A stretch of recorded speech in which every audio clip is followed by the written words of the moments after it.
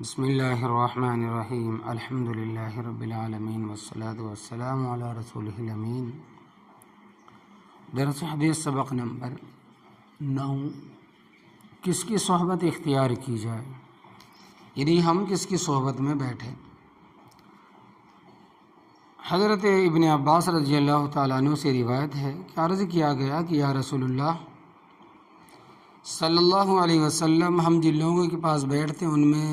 سب سے اچھا کون شخص ہے کہ اسی کے پاس بیٹھا کرے۔ آپ نے ارشاد فرمایا کہ ایسا شخص پاس بیٹھنے کے لیے سب سے اچھا ہے کہ جس کا دیکھنا تم کو اللہ تبارک و تعالیٰ کی یاد دلا دے، اور اس کا بولنا تمہارے علم دین میں ترقی دے، اور اس کا عمل تم کو آخرت کی یاد دلا دے۔ ابو یعلا کی حدیث۔ حضرت ابو امامہ رضی اللہ تعالیٰ عنہ سے روایت ہے کہ رسول اللہ صلی اللہ علیہ وسلم نے فرمایا کہ، اور یہ بھی احتمال کہ شاید حضرت ابو امامہ رضی اللہ تعالیٰ عنہ کا قول ہو، تب بھی حدیث ہی ہے، کہ حضرت لقمان نے اپنے بیٹے سے فرمایا کہ اے بیٹا، تو علماء کے پاس بیٹھنے کو اپنے ذمہ لازم رکھنا اور اہل حکمت کی باتوں کو سنتے رہنا، یعنی عقل مندوں کی باتوں کو سنتے رہنا۔ حکمت دین کی باریک باتوں کو کہتے ہیں، حکمت دین کی باریک باتوں کو کہتے ہیں، جیسے سچے درویش کیا کرتے ہیں، کیونکہ اللہ تبارک و تعالی مردہ دل کو نور حکمت سے اس طرح زندہ کر دیتے ہیں جیسے مردہ زمین کو موسلا دھار پانی سے زندہ کر دیتے ہیں۔ حضرت معاذ بن جبل رضی اللہ تعالیٰ عنہ سے روایت ہے کہ رسول اللہ صلی اللہ علیہ وسلم نے فرمایا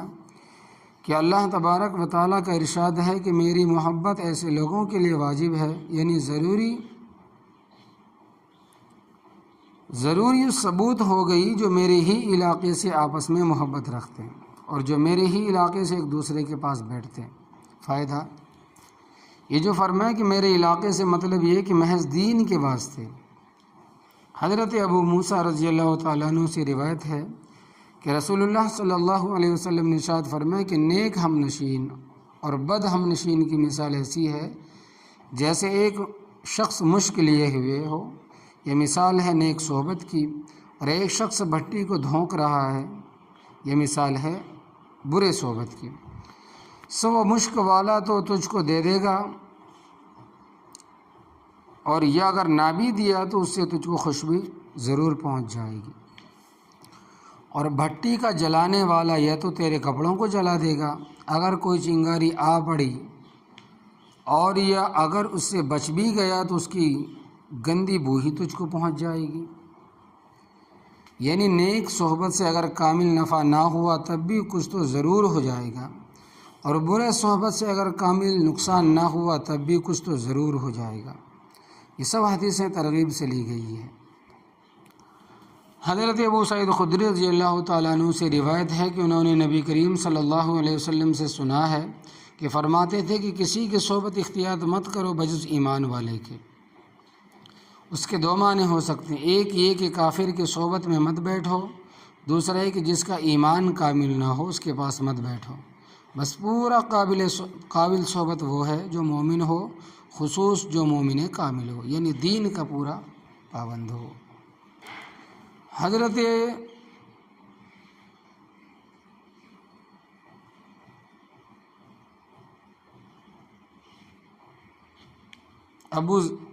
ابو رزین رضی اللہ تعالیٰ عنہ سے روایت ہے کہ نبی کریم صلی اللہ علیہ وسلم نے فرمایا کہ میں تم کو ایسی بات نہ بتلاؤں جو اس دین کا بڑا مدار ہے، جس سے تم دنیا و آخرت کی بھلائی حاصل کر سکتے ہو۔ ایک تو اہل ذکر کی مجلس کو مضبوط پکڑ لو، اور دوسرے جب تنہا ہوا کرو جہاں تک ممکن ہو ذکر اللہ کے ساتھ زبان کو متحرک رکھو، اور تیسرے اللہ ہی کے لیے محبت رکھو اور اللہ ہی کے لیے بغض رکھو۔ یہ بات تجربے سے بھی معلوم ہوتی ہے کہ صحبت نیک جڑ ہے تمام دین کی حقیقت، دین کی حلاوت، دین کی قوت، جتنے ذریعے ہیں سب سے بڑھ کر ذریعہ ان چیزوں کا صحبت نیک ہے۔ حضرت ابو ہریرہ رضی اللہ تعالیٰ عنہ سے روایت ہے کہ میں رسول اللہ صلی اللہ علیہ وسلم کے ساتھ تھا تو آپ نے فرمایا کہ جنت میں یاقوت کے ستون ہیں، ان پر زبرجد کے بالا خانے قائم ہیں، ان میں کھلے ہوئے دروازے ہیں جو تیز چمکدار ستارے کی طرح چمکتے ہیں۔ لوگوں نے عرض کیا یا رسول اللہ صلی اللہ علیہ وسلم ان بالا خانوں میں کون رہے گا؟ آپ صلی اللہ علیہ وسلم نے فرمایا کہ جو لوگ اللہ کے لیے یعنی دین کے لیے آپس میں محبت رکھتے ہیں اور جو لوگ اللہ کے لیے ایک دوسرے کے پاس بیٹھتے ہیں اور جو اللہ کے لیے آپس میں ملاقاتیں کرتے ہیں۔ حضرت سمرہ رضی اللہ تعالیٰ عنہ سے روایت ہے کہ رسول اللہ صلی اللہ علیہ وسلم نے فرمایا کہ مشرکین کے ساتھ نہ سکوت کرو نہ ان کے ساتھ یکجائی کرو، یعنی ان کی مجلس میں مت بیٹھو۔ جو شخص ان کے ساتھ سکونت کرے گا یا یکجائی کرے گا وہ انہی میں سے ہے۔ یہ حدیث جامع الفوائد سے لی گئی ہے۔ تو ان سب آیتوں اور حدیثوں سے مدعے کا ایک جز کا ثابت ہونا ظاہر ہوتا ہے، یعنی نیک لوگوں کے پاس بیٹھنا تاکہ ان سے اچھی باتیں سنیں اور اچھی خصلتیں سیکھیں۔ اب مدعا دوسرا جز رہ گیا، یعنی جو لوگ نیک لوگ گزر گئے کتابوں سے ان کے اچھے معلومات کرنا،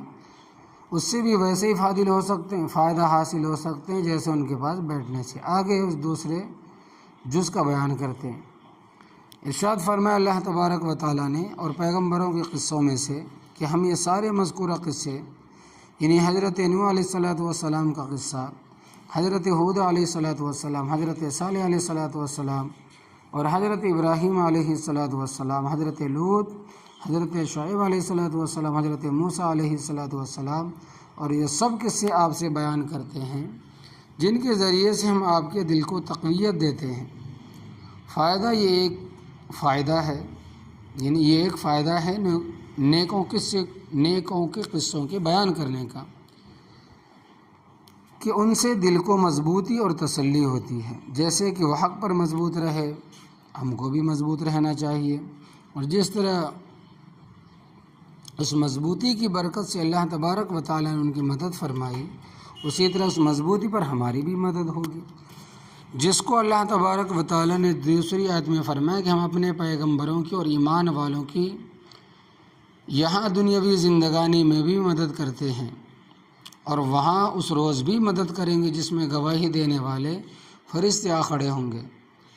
مراد اس سے قیامت کا دن، سورہ مومن آیت نمبر 51۔ اور وہاں کی مدد تو ظاہر ہے کہ حکم ماننے والے ظاہر میں بھی کامیاب ہوں گے اور بے حکمی کرنے والے ناکام ہوں گے، اور یہاں کی مدد کبھی تو اسی طرح کی ہوتی ہے اور کبھی دوسری ہوتی ہے۔ وہ اس طرح کہ اول بے حکموں کو حکم ماننے والوں پر غلبہ ہو گیا، مگر مومن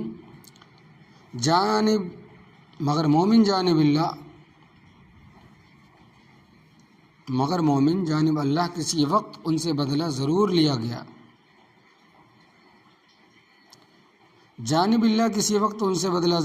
گیا، چنانچہ تاریخ بھی اس کی گواہ ہے۔ تفسیر ابن کثیر اور ان قصوں سے یوں بھی تسلی ہوتی جیسے دین پر مضبوط رہنے پر آخرت میں وہ بڑے رہیں گے جس کی خبر کئی قصوں کے بعد اس میں ارشاد میں دی گئی، یقیناً نیک انجامی متقیوں ہی کے لیے ہے، اسی طرح ہم سے بھی اس سے بڑے رہنے کا وعدہ ہے۔ چنانچہ ارشاد ہے فرمایا کہ جو لوگ متقی ہیں ان کافروں سے اعلیٰ درجے کی حالت میں ہوں گے۔ حضرت ابن مسعود رضی اللہ تعالیٰ عنہ فرماتے ہیں کہ جو شخص ہمیشہ کے لیے کوئی طریقہ اختیار کرنے والا ہو اس کو چاہیے کہ ان لوگوں کا طریقہ اختیار کرے جو گزر چکے، کیونکہ زندہ آدمی پر تو بچل جانے کا یعنی کہ پھسل جانے کا بھی اندیشہ ہے، اس لیے زندہ آدمی کا طریقہ اسی وقت اختیار کیا جا سکتا ہے جب تک وہ راہ پر رہے۔ یہ لوگ جو ان کا ہمیشہ کے لیے طریقہ لیا جا سکتا ہے رسول اللہ صلی اللہ علیہ وسلم کے صحابہ ہے۔ اس حدیث کے آخر میں ہے کہ جہاں تک ہو سکے ان کے اخلاق و عادات کو سند بناؤ، اور ظاہر ہے کہ صحابہ کے اخلاق و عادات اختیار کرنا تبھی ممکن ہے جب ان کے واقعات معلوم ہوں۔ ایسی کتابوں کا پڑھنا سننا ضرور چاہیے۔ جس طرح قرآن مجید میں حضرات انبیاء، علماء، اولیاء کے قصے بمصلحت ان کی پیروی کرنے کے مذکور ہے، جو ارشاد میں مذکور ہے کہ فبہ مقتدی، اسی طرح حدیثوں میں بھی مقبولین کے قصے بکثرت مذکور ہے۔ چنانچہ حدیث کی اکثر کتابوں میں کتاب القصص ایک مستقل حصہ قرار دیا گیا، اس سے بھی ایسے قصوں کا مفید اور قابل اشتعال ہونا ثابت ہوتا ہے۔ اسی وجہ سے بزرگوں نے ہمیں ایسے قصوں کی کتابیں لکھنے کا اہتمام رکھا ہے۔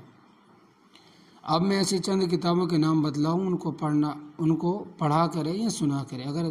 سنانے والا عالم مل جائے تو سبحان اللہ، ورنہ جو مل جائے، نشر الطیب،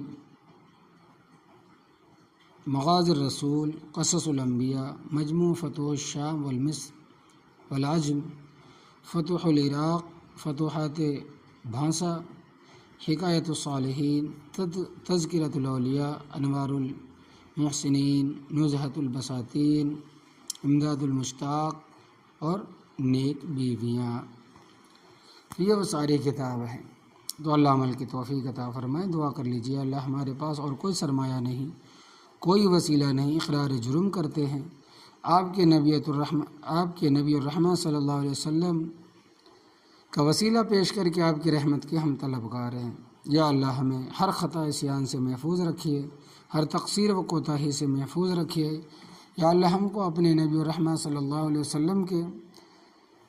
سامنے شرمندگی سے بچا لیجیے، اور نبی کریم صلی اللہ علیہ وسلم کو خوش کرنے کے لیے ہم پر اور تمام امت مسلمہ پر رحم فرمائیے۔ آمین یا رب العالمین برحمتک یا ارحم الراحمین۔